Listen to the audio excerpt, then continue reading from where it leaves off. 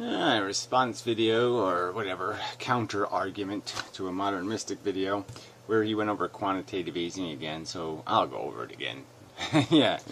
The disagreement isn't that disagreeable in the sense that we're talking about a savings account, a reserve account, whatever you want to call it, some kind of rainy day fund, and the fact that if you were allowed to put crap in your rainy day fund and call it money, you know, it's still there. And people would say, okay, you have a rainy day fund, but you have like dog and cat shit in your fund instead of money. And yeah, so obviously there's an advantage to not having to keep real money in it, you know, to be able to use the money instead of have money in it, and so put crap in it instead. But let's not fool ourselves that that's not going to work. Yeah, that's stupid. That's what somebody who's desperate does. Yeah, it's a desperate move. Alright, so I'm going to try to explain this again, and I'll use pictures again. So let's say this time, let's just do it like you're the person, you're the bank, you're the thing. And this is the requirements of the gameplay, okay, is that you can make money. Okay, so this is the money making machine. And then you have, the requirement is that you have a place where you have to keep a reserve. Okay, so this is your reserve. We'll make that round. That's the reserve. And then you have a credit card. Okay, we'll call that bonds, but we'll just call it credit card for now. And what else do you got? I guess that's about it, right? Yeah. Okay, so you have a savings account and you have a credit card. So it's ironic, but and you have to have this credit, this savings account has to have, let's say, $2 trillion in it. It just has to. That's the rule. All right, and it has to have dollars in it. So we'll use the dollar sign for dollars, and we'll use the we need a crappy sign. We'll use frowny face, yeah, for money that's not money. That's really just a debt note. Okay, so you got a dollar sign for real cash, and you got a frowny face for a note of some kind, some other piece of crap, stock market crap, any other kind of any kind of piece of paper that says I'm worth this much cash, but it isn't cash. All right. So technically, in this reserve fund is cash. Now, over the history of time, you have produced a certain amount of money into the world, and let's say that number is now $7 trillion. It's not that much, right? In the economy of like hundreds of trillions, 7 trillion isn't that much. So 2 of it is in these reserve accounts that you have to hold. Okay, your rainy day fund, and the rest of it's out here in the world doing its thing. Okay, people use it to buy stuff, and most importantly, people have to pay taxes in it. Okay, so it has to come back eventually in the form of taxes, and it has to be cleaned and wiped and all this kind of stuff. So you can always maintain this number by just burning money. If you got too much that comes back in 1 year, you can just burn more of it and not produce any more of it to replace it. What the game is you're cleaning the money all the time, and there's a certain number that no one wants to talk about that is the target number of real money in the economy. You know, real cash that has not been burned in this replacing process. So that's one way the government can make money, you know, print money, is that it just changes this number. It just willfully says, when money comes in to be burned, I'm going to put twice as much out in clean money. And you can do that. So anyway, but let's just say, so it's just $7 trillion that's out there. So that's one way the government could create instant, obviously this would be like really quick inflation. If it says, let's just make this number 8 trillion now, because we need the money. I mean, we don't want to have to pay, you know, we don't have to issue credit card debt or use up reserve money. We want to just pay for services, like we got to pay some old man's medical expenses. We don't want to borrow the money. We don't want to tax to get more money in. So let's just throw the money out there, print it. And they'll sometimes do that. Obama's done that a few times now. So anyway, so that's obviously increases the money supply, but it does it the worst possible way. But these other ways are just as bad, but they're sneaky. All right, so this number, 2 trillion, maybe the Federal Reserve has even more than that in reserve accounts. I don't know what it has, but it's obviously bought already more than $2 trillion worth of crap and put it in these reserve accounts. So what quantitative easing means is the bank is basically the Federal Reserve is basically saying you can have, like, even these other banks that are doing the same thing. I mean, they have their savings account, their reserves, and then they have their book sheet, you know, their loans out and money coming in, kind of, you know, credit card deal. And so they can be running a profit even here, but the real deal is what they have in these reserve accounts in case everything goes bad, this stuff the rainy day fund. And have they replaced the rainy day fund with, you know, Cheetos or some other crap junk food. And that's really what the Federal Reserve is basically doing when it's quantitative easing stuff.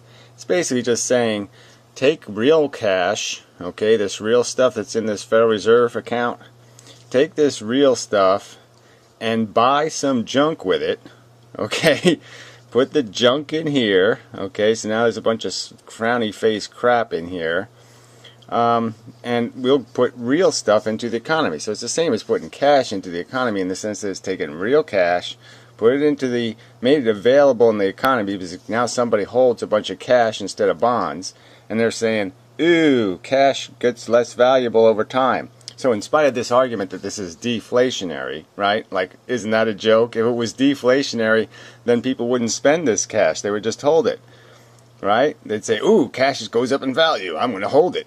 No, they get rid of it because they know the stock market is at 1,400. And they're saying, shit, it was at 10,000 just 5 years ago, and so I've made a huge increase if I would have bought stock with this cash money. This cash money compared to stocks is worth shit. You don't want to hold this crap compared to stocks. Gold is at whatever, 2,000, I don't know, whatever it is, big number. Compared to this cash thing, gold, it goes way up. Gold is great compared to this cash crap. Sucks. Who wants to hold this cash shit? So yeah. This cash will get spent to buy some of this gold or some of these commodities, like wheat keeps going up and corn keeps going up and oil keeps going. Oil's over $100 a barrel still.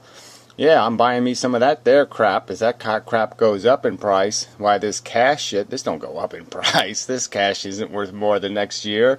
There's no deflation. What a pile of crap. There's inflation, and every year this cash crap gets less valuable.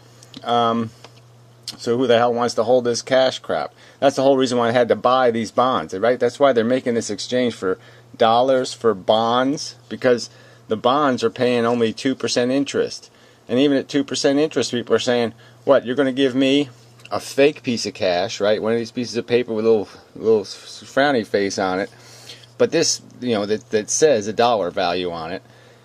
And even though this pays 2% a year, people are saying, hey, screw you, I'd rather have the real deal, because with the real deal I can go buy a better asset. I don't have to buy this crap asset.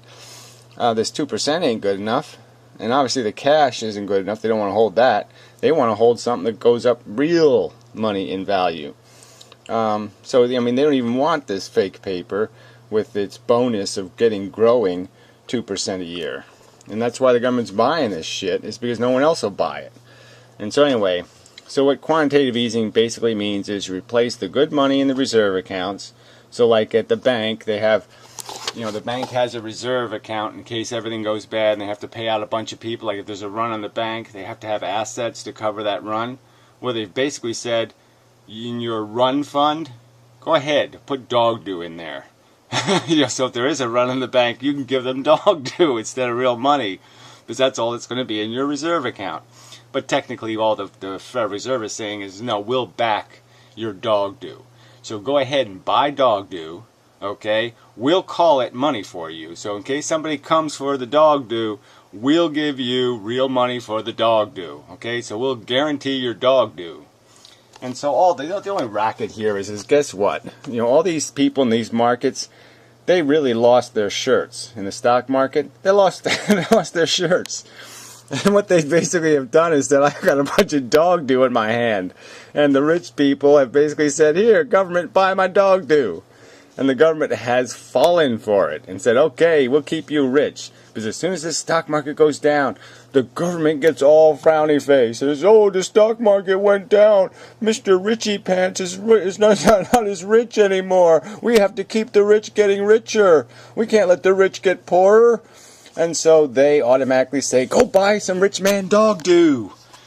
Alright, and that's all this quantitative easing bullshit is, yeah, we'll buy your dog do. Okay, you go ahead and lose money at Las Vegas. Come to us with some sob story. We'll buy the losses, give you cash, and let you go out into the world and keep prices inflating. And don't pretend that this isn't inflation. When the stock market goes up, these are claims on your pie. Okay?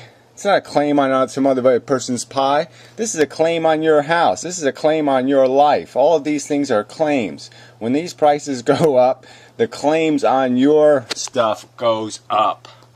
Alright? And it just means that the money in your pocket goes down. Alright? People are going to outbid you on your life because they're going to have the money by this stupid frowny face fake money. But they're going to have a lot of this frowny face crap. So I didn't even really get into the credit card thing, but you can get the idea, right? This is another way of creating or stimulating the economy is to just go to the just buy it on a credit card, right? You want to pretend you're rich or you don't want to pay your bill like in real money, just put it on the credit card, right? It's like paying your bill but not paying your bill, right? Isn't that what it is? It's like I'm just going to pretend to pay my bill. Isn't that what using a credit card is?